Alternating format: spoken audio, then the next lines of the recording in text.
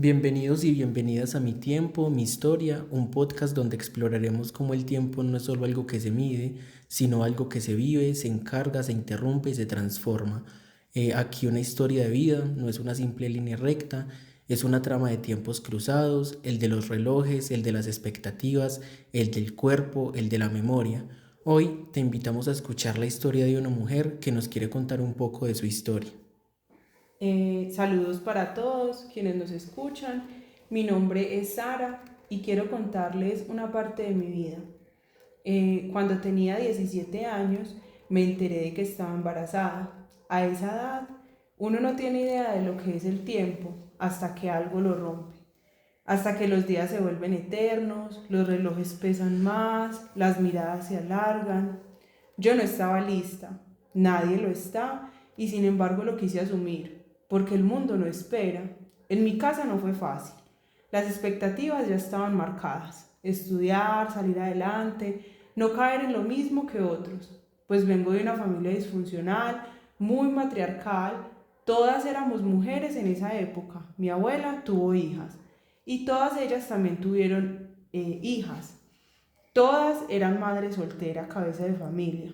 Un ejemplo que en definitiva yo no quería para mí. Al enterarme una preocupación que no salía de mi cabeza era qué iba a pasar conmigo. Yo me soñaba siendo una profesional. Lo primero que sentí fue como un desasosiego de que se me acababa el tiempo, como si todo lo que venía para mí se cerrara de golpe, pero no. El 7 de marzo de 2014, a las 10:30 de la noche, nace mi hija María Ángel. Y dentro de mí también nace una fuerza, un deseo. El deseo de seguir, de no quedarme, de no ser parte de esas historias constantes en mi familia.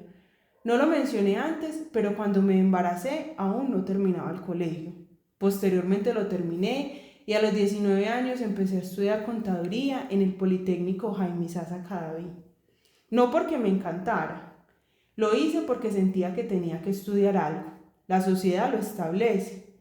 Decía, no te puedes quedar atrás, tienes que ser profesional, haz algo que tenga futuro.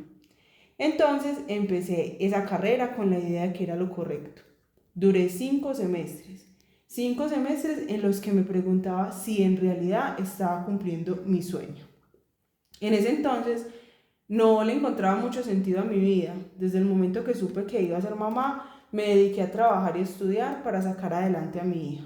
Me levantaba cada día con esa sensación de cumplir una lista que no había escrito yo. Terminar el colegio, entrar a la universidad, estudiar algo que sirviera, producir. Eso es el tiempo social. Una coreografía que ya está montada y uno solo tiene que seguir los pasos. Sentía que si no se cumplía ese orden, me salía del mapa, me quedaba sin lugar, como si ya no pudiera entrar más tarde. Pero algo dentro de mí se resistía. Yo no quería eso. Yo no quería seguir el mismo camino que otras mujeres de mi familia, que dejaron de estudiar, que se quedaron en oficios varios, que no pudieron elegir. No quería terminar en una finca o en un cultivo, ni que esa rutina fuera la que se repitiera en mi vida. Y no lo digo con desprecio, al contrario, lo digo con respeto, pero también con claridad, porque eso no era lo que yo quería para mí. Decidí dejar la carrera y eso fue otro gran vacío. A eso sumarle que se acercaba la pandemia. Para muchos un caso completamente sin oportunidades.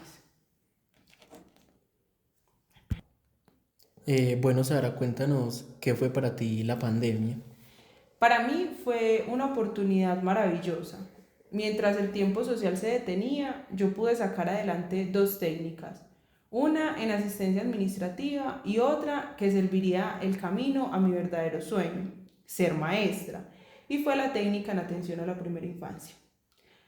Aunque no fue fácil, ya que estudiar con una niña en casa no lo es, no se miden en horas, se miden en llantos, en trasnochos, en culpas. Ahí es donde uno se da cuenta de que el tiempo técnico, ese de las agendas, de las horas y minutos exactos, no sirve para contar lo que realmente se vive. Ese tiempo no alcanza y no entiende y no perdona.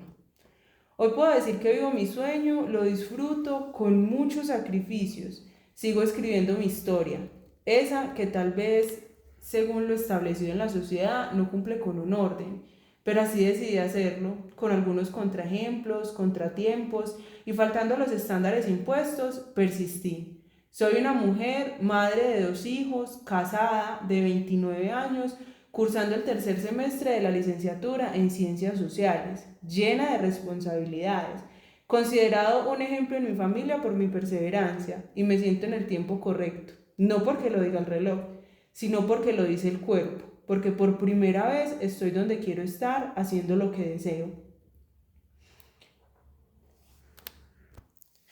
Sara, escuchar esta historia desde afuera podría parecer solo una sucesión de decisiones, pero cuando uno la escucha desde adentro se da cuenta de que lo que está en juego es el tiempo, ¿cierto? No solo el que pasa, sino el que organiza, el que impone y el que define. Y lo que hemos aprendido en este curso es que el tiempo no es una medida neutra. Como vimos en el texto del tiempo del sujeto, el tiempo que vivimos es una construcción social, está hecho de símbolos, de reglas, de discursos, y pues la modernidad impuso un orden temporal adultocéntrico que divide la vida en etapas fijas, la niñez, la adultez, la juventud, y que dice qué deberías hacer y cuándo. Estudiar a cierta edad, trabajar a cierta edad, ser madre a cierta edad.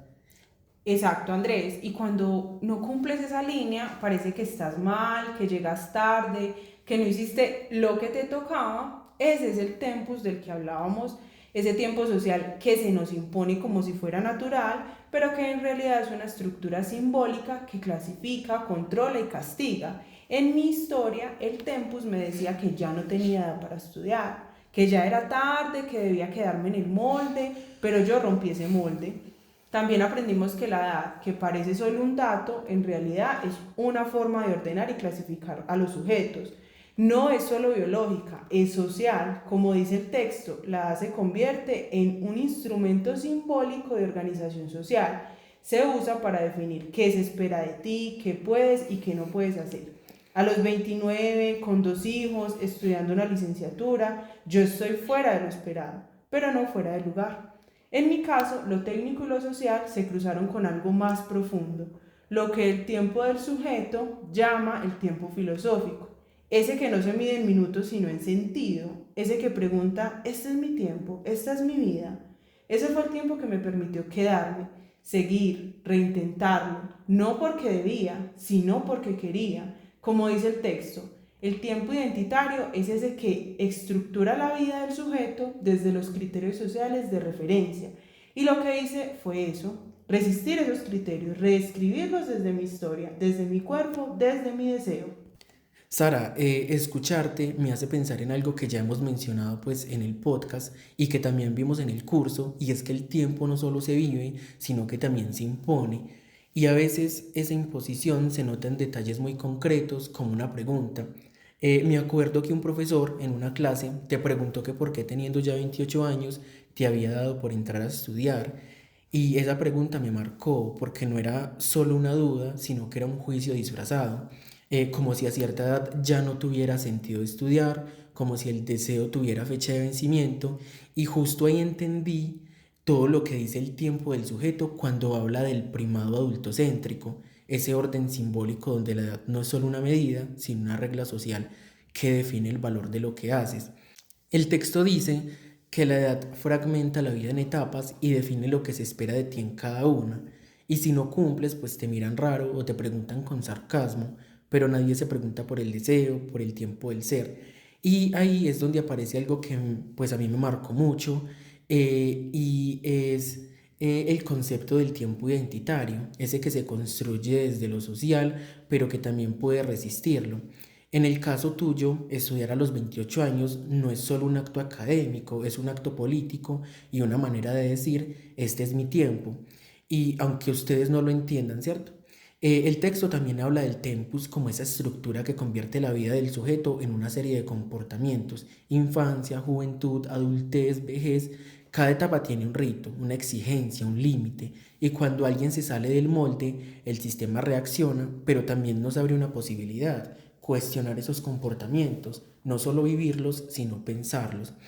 También al leer el tiempo del sujeto, lo primero que me hizo pensar fue cuánto de lo que soy hoy ha sido realmente elegido por mí, porque uno cree que va tomando decisiones por sí mismo, pero luego ve cómo la sociedad ya le tiene un camino marcado, un orden, unas etapas, unos deberes, y esto el texto lo llama tiempo social del sujeto, una forma de organizar la vida que parece natural, pero que no lo es. Es una estructura que te dice cuándo estudiar, cuándo producir y cuándo ser útil. Sí, total, Andrés. Lo más fuerte es que uno empieza a sentir que si no se ajusta a eso está fallando. Y a mí me ha pasado. Me ha pasado sentir que estoy tarde, que no voy al ritmo que se espera, que otros van más adelante. Pero cuando leí el texto entendí que eso no lo siento porque yo esté mal, sino porque estoy metido en un sistema que cronometra la vida de todos como si fuéramos relojes. Y pues una de las cosas que también me marcó mucho fue el concepto del tempus, porque ahí entendí que el tiempo no solo organiza los días, organiza el sentido de lo que somos. El tempus pues te dice cuándo debes de rendir, cuándo debes casarte, cuándo debes dejar de soñar y eso es violento, aunque esté disfrazado pues de normalidad. Una parte del texto dice que el tiempo moderno se ha vuelto una herramienta para clasificar cuerpos y sí, lo sentí cuando le preguntaron pues cuando te preguntaron por qué a esa edad se le daba por estudiar, sentí como ese comentario buscaba reducirla a un número, como si su deseo no tuviera lugar, como si ya no tuviera derecho a empezar de nuevo. Pero lo más lindo es que pues tú lo haces, estudias, te esfuerzas, te quedas y yo lo admiro mucho porque aunque el tiempo del sistema diga ya es tarde, tú vives tu propio tiempo identitario y eso para mí es de resistir. A veces me preguntan si no me da pena estudiar y la verdad, pues no, no me da pena. Pena me hubiera dado quedarme sin intentarlo y ni siquiera pena, o sea, me hubiera reducido más no intentarlo. Solo porque alguien más lo impuso o porque alguien más lo cree. Y eso es lo que aprendimos leyendo juntos, que el tiempo no es solo lo que dice el reloj, sino lo que sentimos, lo que somos, y que el tiempo también es cuerpo, deseo, decisión. Y cuando no se entiende eso, ya no se acepta que le digan cuándo se puede o no soñar. Nos han hecho creer que llegar tarde es fallar, pero a veces llegar tarde a lo que otros esperan es llegar justo a mi tiempo. El curso de Tiempo y Sociedad nos enseñó a mirar el tiempo desde otro lugar, a ver que lo que parece natural, pues es en realidad una construcción y que resistir el tempus dominante es posible cuando uno empieza a vivir desde lo que necesita y no desde lo que se espera. A mí me salvó darme cuenta de eso. Y estoy aquí estudiando, aprendiendo, no porque el sistema me dé permiso, sino porque yo decido que este es mi tiempo. Y para mí acompañarte, escucharte, leer juntos, pues me hizo preguntarme también por mi propio ritmo, porque resistir no es solo un acto individual, también es un acto colectivo, es mirar al otro y decirle, tu tiempo también vale. Esto fue Mi Tiempo, Mi Historia, un podcast donde no medimos el tiempo en minutos, sino en luchas, resistencias y sentidos compartidos. Gracias por escucharnos.